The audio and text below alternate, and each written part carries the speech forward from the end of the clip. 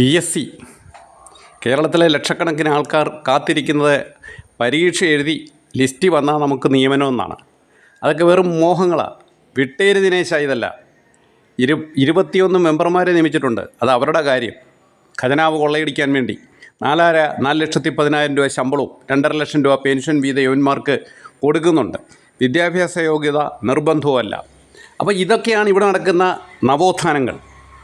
നിയമ സർവകലാശാലയിലെ നിയമനങ്ങൾ PSCക്ക് വിടണമെന്ന് പറഞ്ഞത് ഹൈക്കോടതിയും ലോകായുക്തയാണ്. ഒരൊറ്റ നിയമനങ്ങൾ നടക്കുന്നില്ല. അവിടെ മൊത്തം താൽക്കാലികക്കാരെ കുത്തി നിറച്ച് വെച്ചിരിക്കുകയാണ്.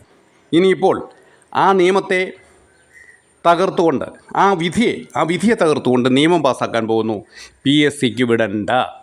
കാരണം നിയമിച്ചിരിക്കുന്ന പിൻവാതിൽ കൂടെ കുത്തി നിറച്ച് വെച്ചിരിക്കുന്ന പാർട്ടി അടിമകളെ സ്ഥിരപ്പെടുത്താനുള്ള സൈക്കോളജിക്കൽ മൂവ്. ജനലക്ഷങ്ങൾ അഭ്യസ്ത വിദ്യരായ ചെറുപ്പക്കാർ പരീക്ഷ എഴുതി കാത്തിരിക്കുകയാണ്. വേറെ വല്ല പണി നോക്കിന്. അല്ലാതെ ഇവിടെ കോഴിക്ക് മുല വരുന്ന അതേ അവസ്ഥയാണ് വരാൻ പോകുന്നത്. അവരവരുടെ ആൾക്കാരെയെല്ലാം തിരഞ്ഞെടുത്തു കഴിഞ്ഞു. Sorry sir.